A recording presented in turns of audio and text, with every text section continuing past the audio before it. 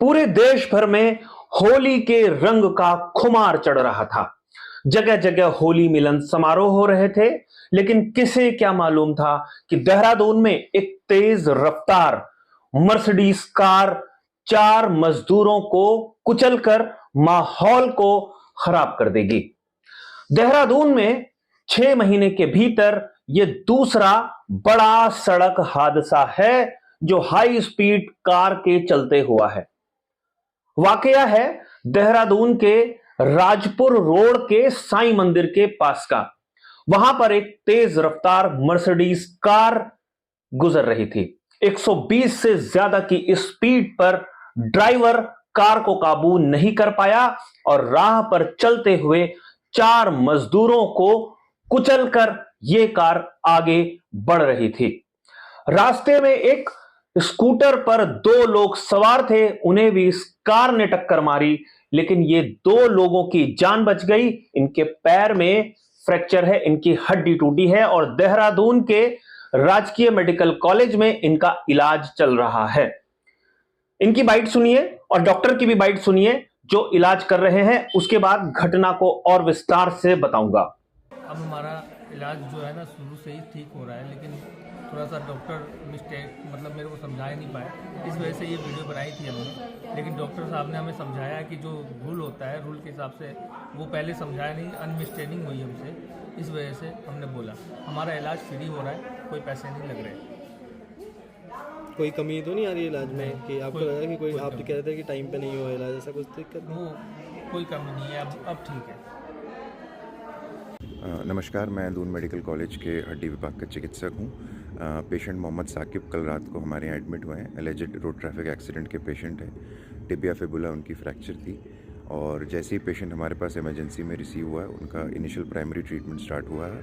Ivy fluids दिए गए और एक अबव नी प्लास्टर उनको दिया गया है, जिसे अबव नी स्लैब कहते हैं। और ट्रीटमेंट जो है उनका वो स्टैंडर्ड प्रोटोकॉल के हिसाब से जो किसी भी बड़े मेडिकल कॉलेज या हॉस्पिटल में फॉलो होता है वही किया जा रहा है उनका।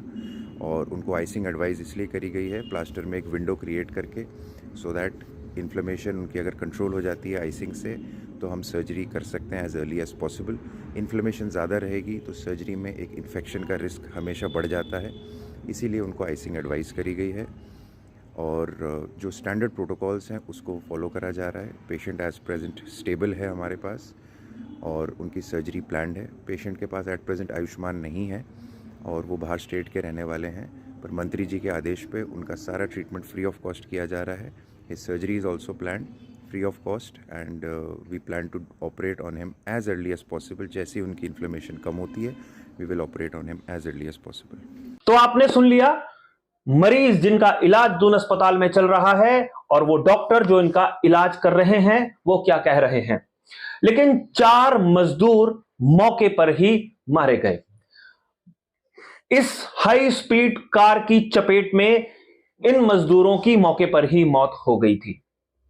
देहरादून पुलिस मौके पर पहुंची और उन्होंने छानबीन करनी शुरू करी कि आखिर तेज रफ्तार कार किसकी थी, कौन इस गाड़ी को चला रहा था।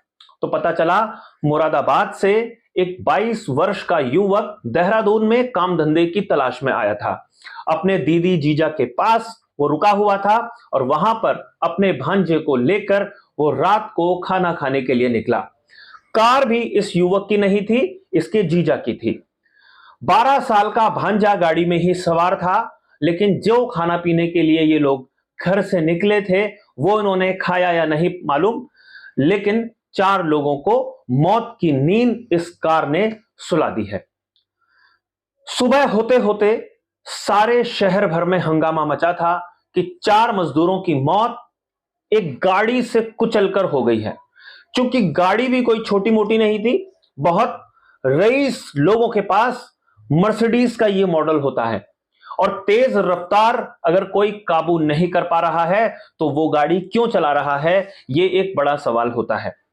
लेकिन दोपहर होते होते गाड़ी का पता चल गया। पुलिस ने सीसीटीवी फुटेज पूरे शहर भर के खंगाल लिए, उससे गाड़ी आगे कहां गई, किस बैरियर को, किस चौराहे को उसने पार किया, वो सारा खंगाल लिया गया और उसके बाद गाड़ी नंबर के आधार पर उसके मालिक तक पुलिस पहुंची और जो व्यक्ति गाड़ी चला रहा था उसे गिरफ्तार कर लिया गया है।